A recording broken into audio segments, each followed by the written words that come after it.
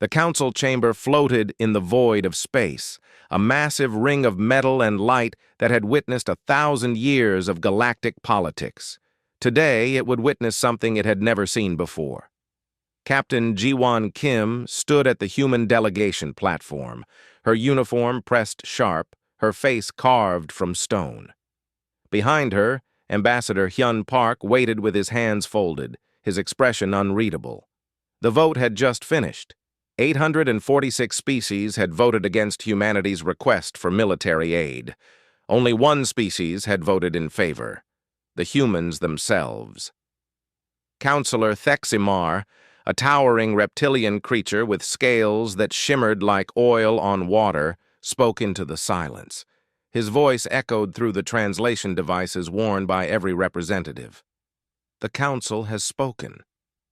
The human petition for military intervention against the Void Reapers is denied under Article 7 of the Non-Interference Directive. Ji-won felt something cold settle in her chest. 23 colonies, 400 million people, gone, consumed by creatures that ate worlds the way locusts ate crops. And the council, this grand alliance of civilizations that humanity had joined 50 years ago with such hope, had just told them to die alone. She had expected this. The intelligence reports had been clear. The Council did not want to risk their fleets against an unknown enemy. They did not want to spend resources on a species that was still considered young and reckless by galactic standards. But knowing it would happen and watching it happen were two different things.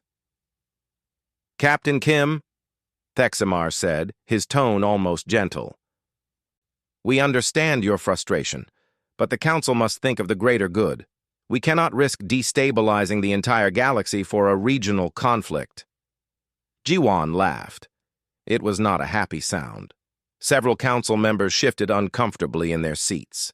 Humans were known for their emotions, but this laugh carried something else, something dangerous. "Regional conflict," she repeated, her voice cutting through the chamber like a knife. "You mobilized 3 full battle fleets when the Corvins lost a single mining station to pirates. That took you 4 days. We have been requesting aid for 6 months."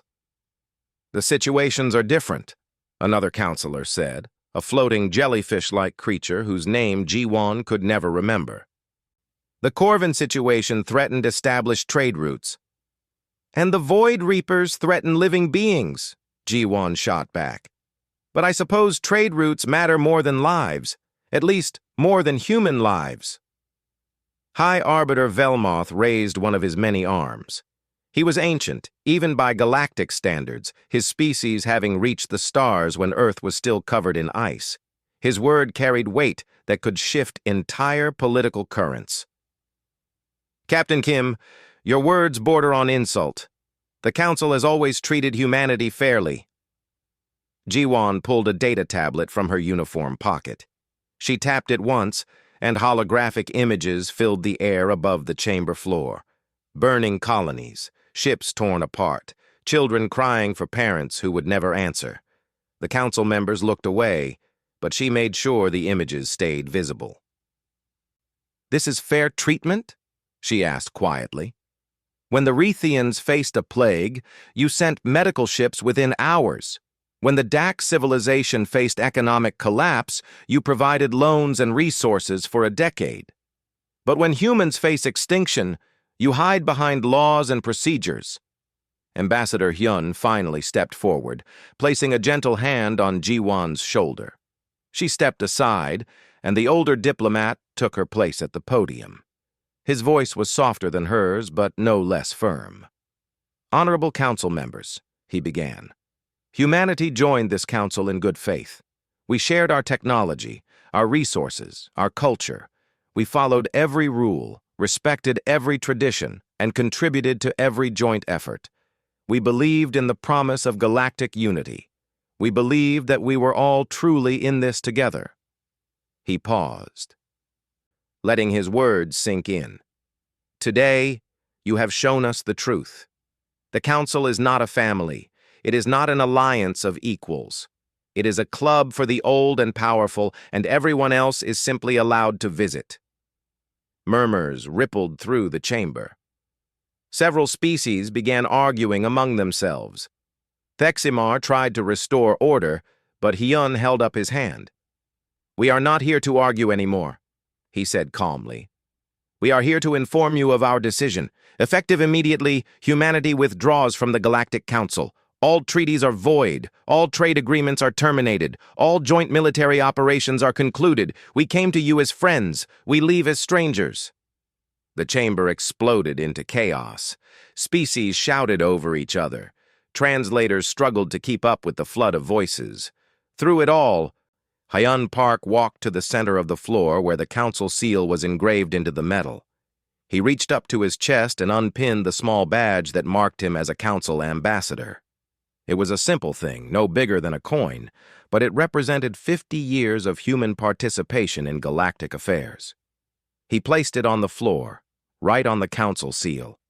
The metallic clink as it hit the ground somehow cut through all the noise. Jiwon joined him, along with the 6 other members of the human delegation.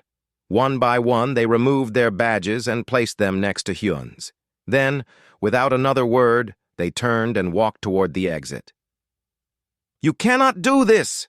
Velmoth's voice boomed. "You will be isolated! You will have no allies, no protection, no future!" Hyun stopped at the doorway and looked back. His face was sad, but his eyes were clear. "We will have ourselves, and we have learned today that is all we ever really had." The doors closed behind them with a soft hiss. In the chamber, the council members stared at the small pile of badges on their floor. Outside, the human ships that had been docked at the station began to detach, one by one, their engines lighting up the darkness of space. Within an hour, every human vessel had left the station.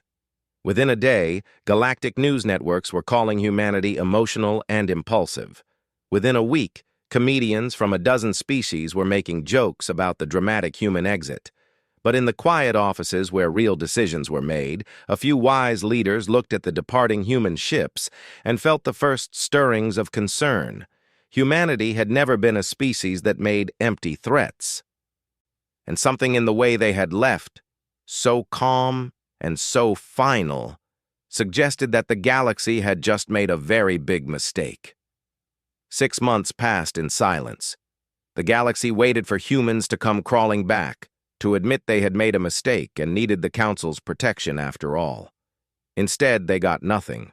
No messages, no trade requests, no diplomatic communications. The borders of human space became walls of absolute quiet. Admiral Minji Choi stood on the bridge of the warship Indomitable, watching the construction yards that stretched for thousands of kilometers in every direction. Ships were being built at a pace that would have been impossible before the Council withdrawal. Every human world had converted their factories, their resources, their entire economy toward a single goal: survival. "Status report," she commanded, her voice crisp and clear. A young officer looked up from his console. "Shipyard Alpha reports 73 vessels completed this week. Shipyard Beta is ahead of schedule with 81. The moon facilities are producing ammunition at 3 times projected capacity." Minji nodded. She had been a Council fleet officer once, back when humans still believed in the dream of galactic unity. She had watched as Council protocols and bureaucracy slowed every decision to a crawl. Now, without the Council's endless committees and approval processes, humanity moved like a machine that had finally been unchained. Across the system, Dr. Taeyang Lee worked in a laboratory that officially did not exist. The research station was hidden in an asteroid field, its power signature masked by natural radiation. Around him, the greatest scientific minds humanity had ever produced worked day and night on projects that would have been impossible to explain to the Council. Taeyang stared at the holographic display showing the test results from the new plasma lance design. The weapon could punch through shields that had been considered impenetrable. More importantly, it could do so from twice the range of any existing Council weapon. He smiled, but it was a tired smile. His team had not slept properly in weeks. "Doctor," one of his assistants called out, "the quantum disruptor prototype is ready for testing." "Schedule it for tomorrow," Taeyang replied, "and make sure Admiral Choi gets the full report. She needs to see what we have ready." Meanwhile, in the halls of the Council Station, Inquisitor Dalreth reviewed intelligence reports with growing frustration. His species, the Vexians, had been the galaxy's information brokers for centuries. They knew everything about everyone, except apparently about humans. "Nothing?" he asked his subordinate, disbelief coloring his voice. "6 months and we have nothing?" The younger Vexian shuffled his data pads nervously. "Sir, our agents cannot penetrate human space. Every spy ship we send is detected before it crosses the border. They escort our vessels out without violence, but they make it clear we are not welcome." "What about human colonies? Surely some of them have contacted Council worlds for trade." "None, sir. It is like humanity has completely cut itself off. No signals, no ships, no communications. The outer colonies that were fighting the Void Reapers have gone silent, too." Dalreth felt something cold creep down his spine. "Silent? You mean destroyed?" "We do not know. There are no distress calls, no debris fields, just silence. It is as if those colonies simply stopped existing." On Earth, Trade Minister Yuna Han sat in a meeting with the leaders of humanity's largest corporations. The room was tense. These people had built fortunes on galactic trade. Now, that trade was gone. "You are asking us to accept massive losses," one CEO said bluntly. "My company has lost 80% of its revenue." Yuna looked at him with eyes that had seen too many reports of dead colonies. "And I am offering you a chance to rebuild inside human space. The Council took your money and gave you markets. I am offering you purpose. Every ship you build, every weapon you produce, every resource you redirect keeps humanity alive." Another CEO spoke up, an older woman who had been in business for 40 years. "What is the government offering in return?" "Contracts guaranteed for the next decade. Access to new technologies that will make you the richest people in human history, assuming we survive. And the knowledge that you helped save our species." Yuna paused. "The Council left us to die. We can cry about it or we can prove them wrong. Choose." One by one, the business leaders agreed. By the end of the day, the human economy had completely restructured itself. Money that had once flowed to alien worlds now stayed within human systems, creating a boom in production and innovation that surprised even Yuna herself. The Void Reapers, those nightmare creatures from the dark spaces between stars, continued their assault on human space. They hit colony after colony, their hunger endless. But something had changed. The attacks were being stopped. Human ships, using tactics and weapons the Council had never seen, were fighting back effectively. A Reaper hive ship approached the planet Harmony, expecting the same easy meal they had found on other human worlds. Instead, they found a fleet of human warships waiting. The battle was brutal and short. The Reapers discovered that human weapons could hurt them now, could pierce their organic armor and tear apart their living ships. They retreated, confused and wounded. Admiral Minji watched the battle recordings with satisfaction. "Send the data to all fleet commanders. The Reapers can be killed. Make sure everyone knows." Back at the Council Station, the debates continued. Some species wanted to reach out to humanity, to apologize and offer real help. Others insisted that the humans were being childish and would eventually return. A few suggested that humanity's isolation was actually good for the galaxy. Councillor Theximar found himself in the uncomfortable position of defending a decision he was no longer sure had been right. Reports from the border regions were troubling. Human ships had been spotted with weapon systems that seemed decades ahead of Council technology. Trade routes that had depended on human goods were collapsing. And worst of all, some species were openly questioning whether the Council had made a mistake. "They are just one species," Thexamar told his advisors. "The galaxy has 846 others. We will adapt." But even as he said the words, he wondered if he believed them. Humanity had always been different. They learned faster, adapted quicker, and fought harder than any species he had ever encountered. Cutting them loose might have been the smart political move, but he was starting to suspect it had been a terrible strategic error. In the dark corners of the galaxy, whispers began to spread. Whispers about human ships appearing where they should not be, about weapons that defied understanding, about a species that had turned inward and emerged stronger. Some called it propaganda. Others called it impossible. A few called it terrifying. Trade Minister Yuna received a secret communication from a small council species, asking if trade might be reopened on a private basis. She deleted the message without responding. Humanity had made its choice. The galaxy would have to live with the consequences. As the 6th month came to an end, Admiral Minji stood before a holographic display showing the strength of the human fleet. The numbers would have shocked the Council. In half a year, humanity had built more warships than most species built in a decade, and every ship carried weapons that made Council technology look primitive. She thought about Captain Jiwon Kim's words in that council chamber, words that had been broadcast across every human world. "We leave with clear eyes." Yes, Minji thought. Humanity's eyes were clear now. They had seen the truth of the galaxy, and they had decided to forge their own path. The silence continued, but it was no longer the silence of weakness. It was the silence of a storm gathering strength, waiting for the moment to break. Emperor Xanthul of the Corvan Empire had ruled for 90 years. He had survived assassinations, wars, and political upheavals that would have destroyed lesser leaders. But today, as he watched his third planet burn from orbit, he felt something he had not felt in decades: fear. The Void Reapers had come to Corvan space like a plague of locusts. His fleets had fought bravely, but it had not mattered. The creatures consumed everything, turning thriving worlds into dead rocks stripped of all biological matter.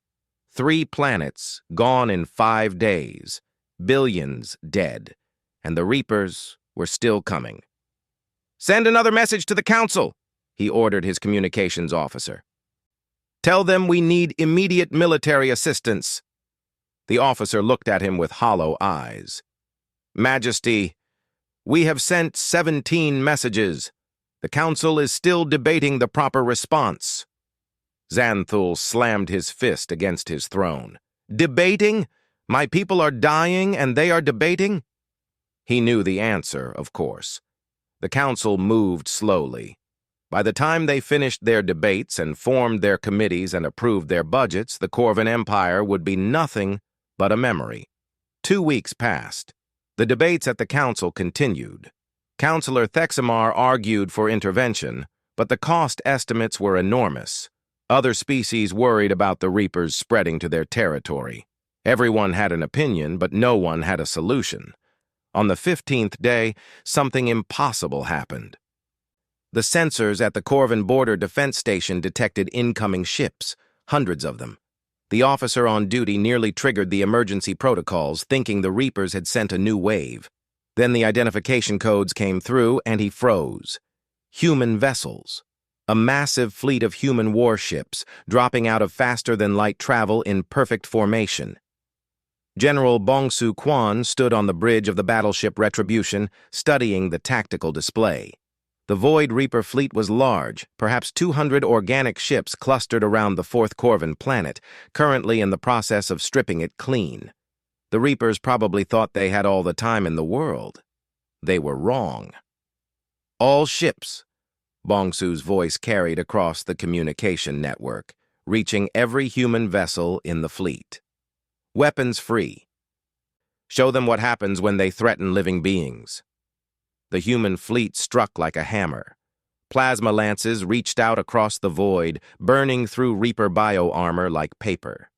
Quantum disruptor bombs tore apart their molecular structure at the atomic level. Missiles with shield-piercing warheads found their marks with terrifying accuracy.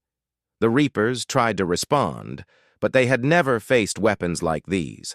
Their usual tactics, overwhelming their enemies with numbers and regenerating faster than they could be hurt, failed completely. Human weapons did not just hurt them. They destroyed them so thoroughly that regeneration was impossible. Emperor Xanthul watched from his command ship, his mouth open in shock.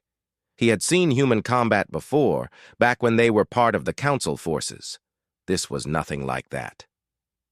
This was something new, something savage and efficient and absolutely devastating. In 72 hours, the battle was over. 200 Reaper ships reduced to drifting biological debris. The human fleet had lost 12 vessels, a remarkably low number considering what they had faced. And through it all, the humans had not asked for permission, had not requested coordinates, had not gone through any of the diplomatic channels that would normally be required. They had simply appeared, fought, and won. Captain Jiwon Kim had come with the fleet, though she commanded no ship. She was there as a representative, a familiar face to deliver humanity's message. When Emperor Xanthul requested a meeting, she agreed immediately. They met in a neutral space station, one of the small outposts that dotted the border between their territories. Xanthul had brought his entire royal guard.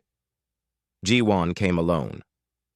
"Captain Kim," the Emperor began, his voice careful, "I must express my gratitude. Your intervention saved millions of lives. We are in your debt." Jiwon shook her head. "We did not come because you asked, Emperor. We came because it was the right thing to do. People were dying. We had the power to stop it. The decision was simple. Nevertheless, the Korvan Empire wishes to offer compensation. Name your price." "There is no price," Jiwon said flatly. "We do not save lives for profit. Keep your money, Emperor. Use it to rebuild your worlds." Xanthul studied her face, trying to understand. His species valued honor and debt. To receive such help without any obligation felt wrong to him. "Then what do you want from us?" "Nothing. We want nothing from you or anyone else in the Council.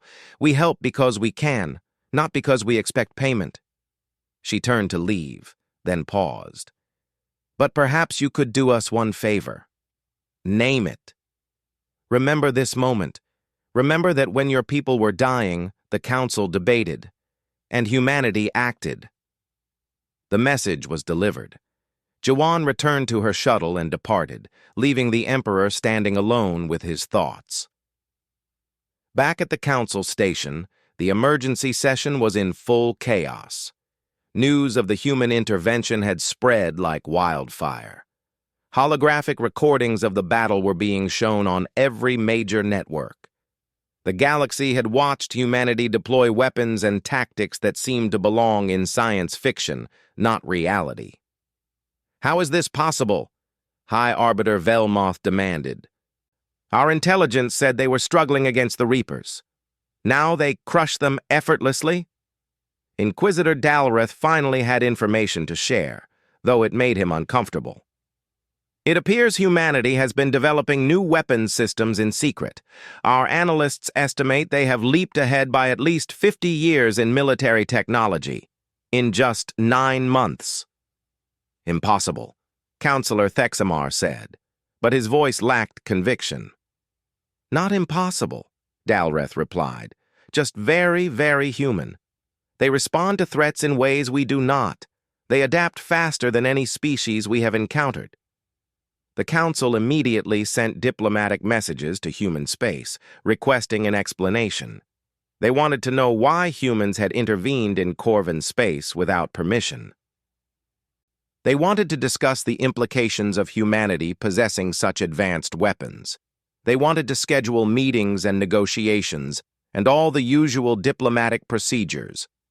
Ambassador Hyun Park sent back a single-sentence response. "Humanity no longer answers to the Council." The response caused an uproar. Species that had spent centuries following council protocols could not comprehend such blatant disregard for procedure. Some called it arrogant. Others called it dangerous. A few, however, called it refreshing. Within days, something unexpected began to happen. Small species, the ones who had little voice in council politics, started sending secret communications to human space. They asked questions about trade, about alliances, about the possibility of closer relations.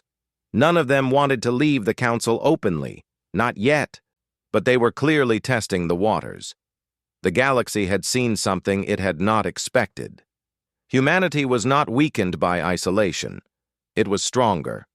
And more importantly, it was willing to act while others debated. Emperor Xanthul made a public statement praising human intervention and criticizing the council's slow response. It was a diplomatic bomb that made the situation even more complicated. Other species began asking uncomfortable questions about why the council had mobilized so quickly for some threats, but moved so slowly for others. General Bongsu returned his fleet to human space without fanfare. He submitted his report to Admiral Minji, noting that the new weapons had performed exactly as designed. Dr. Taeyang received the combat data with satisfaction. Every battle made them better. Every fight taught them more about their enemies. The Council had thought humanity would crumble without them. Instead, humanity had shown the galaxy a different path, one where action mattered more than procedure, where results mattered more than politics, where saving lives was more important than following rules. And for the first time in 1,000 years, the Galactic Council began to question whether they were truly the center of civilization, or just the loudest voice in a room that was no longer listening. 1 year after humanity left the Council, the galaxy was changing in ways no one had predicted. The carefully maintained order that had existed for centuries was cracking like old stone under pressure. And at the center of it all was a simple truth that the Council had tried to ignore. Power did not come from tradition or from rules. It came from action. Ambassador Hyun Park sat in his new office on the human colony world of New Seoul. It was smaller than his council office had been, but the view was better. He could see the orbital shipyards from here, could watch as new vessels launched every day to patrol human space and protect their allies. Yes, allies. That was the word that made the council nervous. His communication console beeped, showing 47 incoming requests. All of them were from species asking for bilateral treaties with humanity. These were not the requests of the powerful Council Core worlds. These were from the smaller species, the ones who had always been told what to do and how to do it. Trade Minister Yuna Han entered without knocking. She had that privilege now, being one of the architects of humanity's new position in the galaxy. "The Rexians have formally requested a defense pact," she said without preamble. "That makes 12 this week." "What are they offering?" Hyun asked, though he suspected he knew. "Everything. Open borders, technology sharing, basing rights. They are desperate." Yuna sat down, looking tired but satisfied. "The Council threatened them with sanctions if they negotiate with us." "And?" "They told the Council to implement the sanctions. They would rather face economic pressure than face the Void Reapers alone." She smiled. "It seems we are not the only species tired of council bureaucracy." Across the galaxy, Councillor Thexamar was learning the same lesson in a much more painful way. 12 species had now formally withdrawn from the Council. 47 more had signed treaties with humanity that effectively made them independent actors. The Council Chamber, which had once held representatives from 846 species, now looked half empty during sessions. "We must do something," he told High Arbiter Velmoth during a private meeting. "The Council is collapsing." Velmoth, ancient and weary, looked at the data tablets spread across his desk. "What would you have me do? Send fleets to force them to stay? That would only prove humanity's point." "Then we negotiate. We offer better terms, more flexibility." "Too late for that," Velmoth said quietly. "We showed our true face when we abandoned the humans. Every species in this galaxy saw that our laws only applied when it was convenient, that our promises only mattered when they did not cost us anything. Humanity's sin was not leaving. It was forcing us to see what we had become." The conversation was interrupted by an emergency alert. The Void Reapers had struck again, this time hitting one of the Council's core worlds, a planet called Nexus Prime, home to 80 billion beings and one of the major trade hubs of the galaxy. The Council fleet responded immediately. 300 ships, the largest force they had assembled in decades, jumped into the Nexus system ready for battle. What they found there changed everything. The Reaper fleet was massive, at least 500 of their organic vessels. But worse than the numbers was the technology. These Reapers had adapted, had learned from their encounters with human weapons. Their bio-armor was thicker, their regeneration faster. They had evolved. The battle lasted 6 days. The Council fleet fought bravely, but they were outmatched. Their weapons, which had seemed so impressive for centuries, barely scratched the Reaper hulls. Their tactics, refined over generations of war games and theoretical exercises, failed against an enemy that did not follow any logical pattern. On the 6th day, the Council fleet retreated. They had lost 147 ships. Nexus Prime fell. 80 billion beings consumed in a feeding frenzy that would fuel the Reapers for months. The galaxy watched in horror. If the Council could not protect their own core worlds, how could they protect anyone? That night, Councillor Thexamar did something he had sworn he would never do. He opened a private communication channel to Ambassador Hyun Park.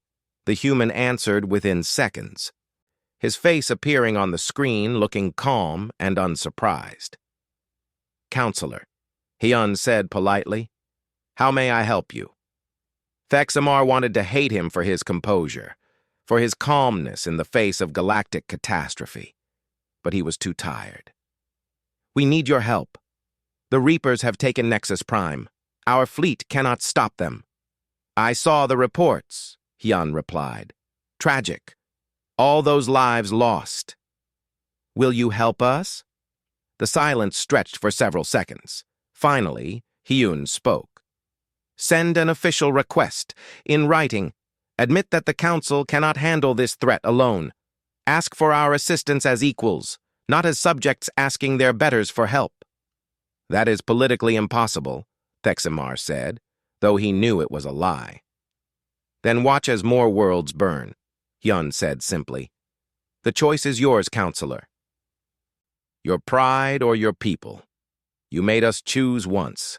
Now we make you choose." The communication ended.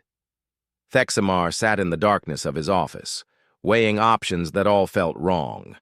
Meanwhile, Captain Soranam commanded a human fleet on the borders of former Council space. Her orders were clear. Any species that had signed treaties with humanity and faced Council harassment would receive protection. When Council peacekeepers tried to blockade a small world called Thessia for its treaty with humans, Sora's fleet arrived within hours. The Council ships outnumbered hers 3-1. It did not matter. One demonstration of human weapons, one plasma lance shot that carved a Council frigate in half without destroying it, just to show what they could do, was enough. The blockade dissolved within hours. Reports of the incident spread quickly. The Council was not just losing political power. It was losing military credibility. Species that had feared Council retaliation for leaving now saw that the threat was hollow. The fracture accelerated. More species left every day. Some joined humanity's growing network of alliances. Others simply declared independence and closed their borders. The 1,000-year-old Council structure was crumbling like a sand castle before the tide. Dr. Taeyang Lee watched it all from his hidden laboratory with mixed feelings. His weapons had given humanity the power to stand alone. But power came with responsibility, and he wondered if his species was ready for what came next. Inquisitor Dalrith, gathering intelligence as always, uncovered something that made his blood run cold. The Council had known about the Void Reapers for decades. They had early reports, warning signs, intelligence briefings that clearly showed the threat. And they had done nothing, hoping the problem would stay on the galactic fringe where it could be safely ignored. When he presented this information to his superiors, they ordered him to bury it. When he refused, they tried to silence him. So he did something unprecedented for a Vexian intelligence officer. He leaked the information to the galactic media. The scandal exploded across every news network. Protests erupted on 200 Council worlds. People who had trusted the Council to protect them learned that their leaders had known about the Reapers and had deliberately chosen to do nothing until it was too late. Trade Minister Yuna watched the chaos with satisfaction. She had not planned this, but she was happy to use it. Every species that contacted her now got the same message. Humanity builds alliances based on trust and action, not on politics and lies. Join us, and we will stand with you. Always. The offers of alliance flooded in faster than she could process them. High Arbiter Velmoth, facing calls for his resignation from all sides, finally made a decision. After 300 years of service, he stepped down. His final act was to draft a formal request to humanity for military assistance against the Void Reapers. He knew it would probably be rejected, but he had to try. When Ambassador Hyun received the request, he read it carefully. It was everything he had asked for. A formal admission that the Council could not handle the threat. A request for assistance as equals. An acknowledgement that humanity had been right. He sent back a simple response. Accepted. But we do this our way with our allies under our command. Take it or face the Reapers alone. The Council, broken and desperate, agreed. For the first time in galactic history, a non-Council species would lead a military operation. And that species was humanity, the same one they had abandoned just 1 year before. The galaxy had trembled when humans left the Council. Now it was about to see what happened when humans decided to save it anyway. 18 months after humanity abandoned the Council, a new structure emerged from the ashes of the old order. They called it the Galactic Alliance, and it looked nothing like what had come before. Ambassador Hyun Park stood at the center of the new Alliance chamber, a building constructed on neutral ground far from the old Council station. Around him sat representatives from 423 species. Some had left the Council months ago, others had just arrived. All of them were here because they chose to be, not because tradition or power forced them. The Alliance has 3 rules, Hyun said, his voice carrying to every corner of the room. First, membership is voluntary. Any species can leave at any time. Second, no species has veto power. We make decisions together or not at all. Third, when someone asks for help, we help. No debates, no committees, no excuses. A representative from a small insectoid species raised a limb. What about contributions? What do we owe? Whatever you can give, Hyun replied. Rich worlds give more, poor worlds give less. But everyone gives something because everyone benefits. This is not charity, this is cooperation. Captain Ji-won Kim watched from the back of the room, wearing the uniform of the Alliance military commander. The title still felt strange to her.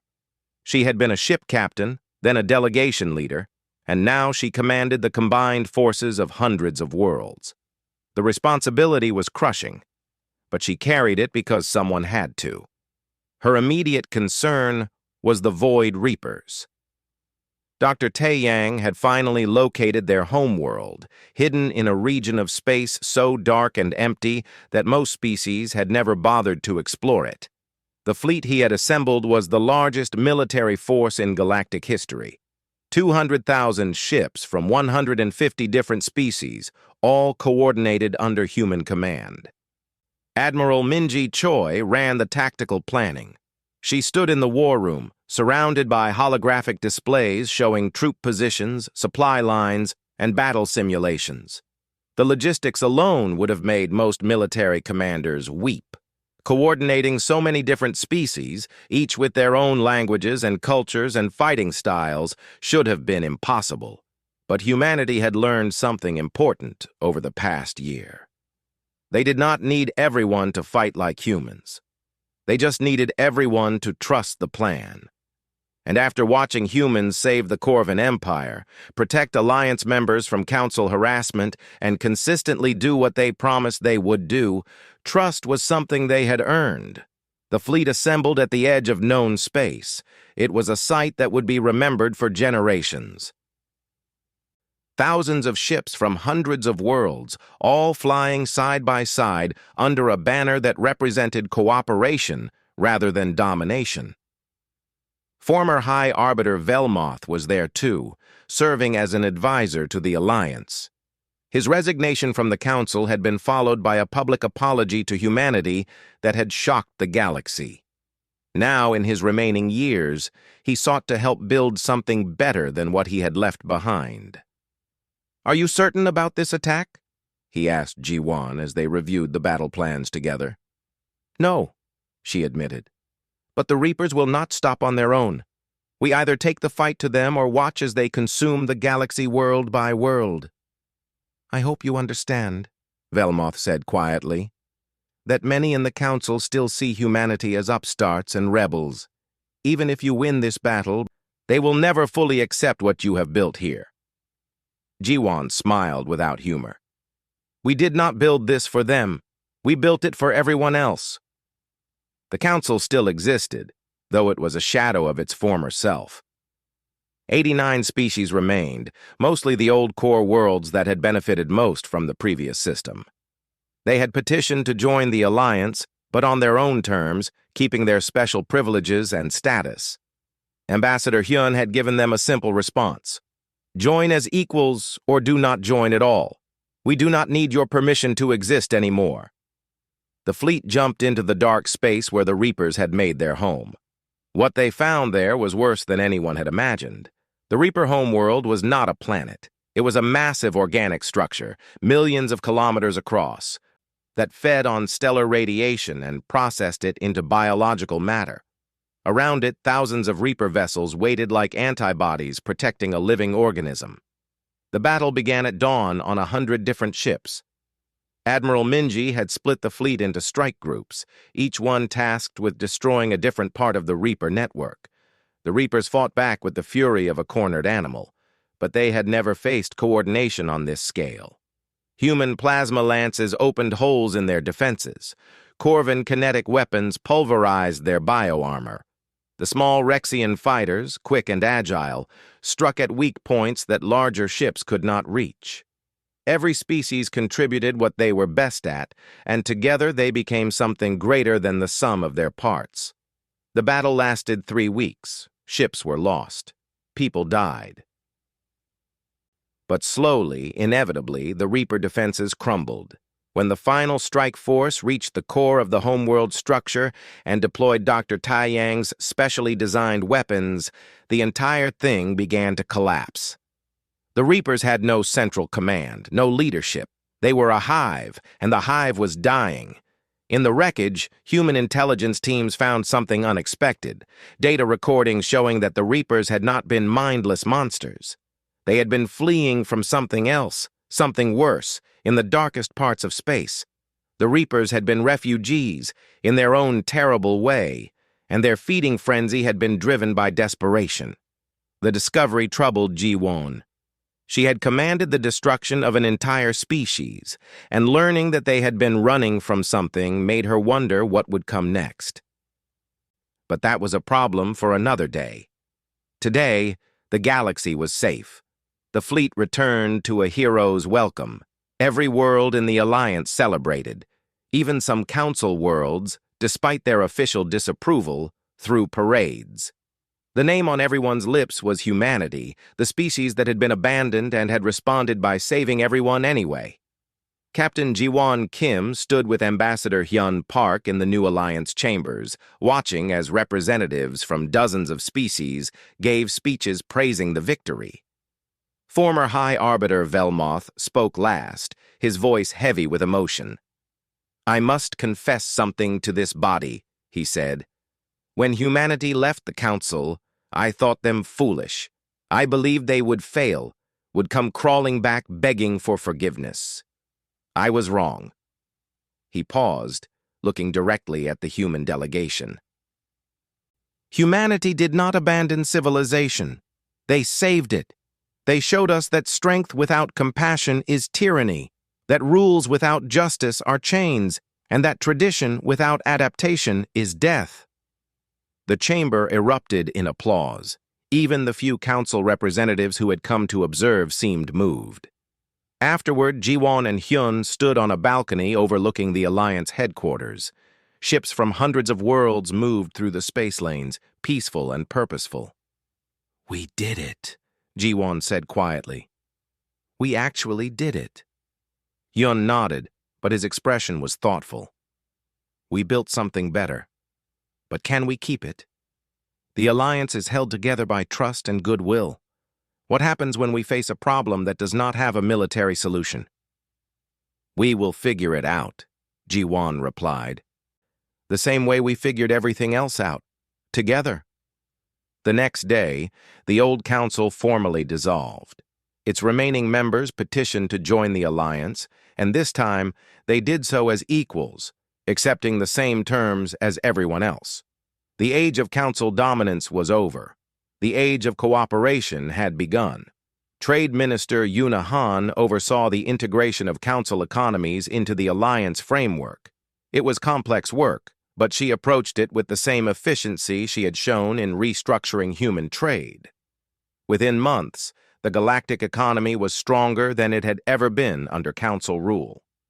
Dr. Taeyang continued his research, but with a new focus. The data from the Reaper homeworld suggested threats still lurking in the darkness. The Alliance would need to be ready. But now, he worked with scientists from hundreds of worlds, sharing knowledge and techniques that made progress faster than ever before. On Earth, monuments were built to the 400 million who had died in the Reaper attacks. The Remembrance Worlds, they were called. Places where anyone could come to honor those who had been lost and remember the cost of isolation and inaction. Admiral Minji retired, satisfied that the Alliance military was in capable hands.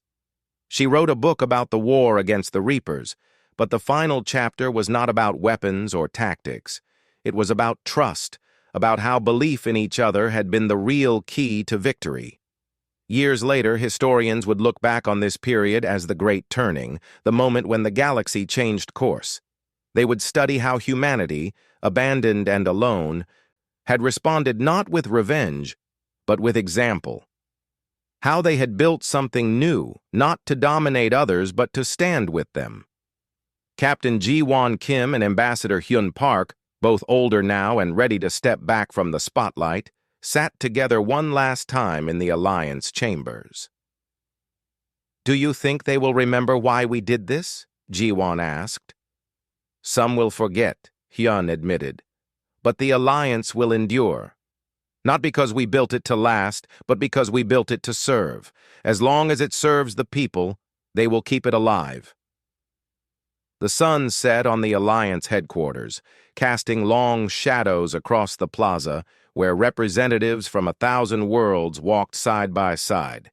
Humanity had trembled the galaxy when they left the Council, but they had changed it forever by showing that there was a better way. They had not conquered the stars. They had not forced anyone to follow them. They had simply refused to accept a system that valued procedure over people, law over life. And in doing so, they had given the galaxy something it had not had in centuries: hope.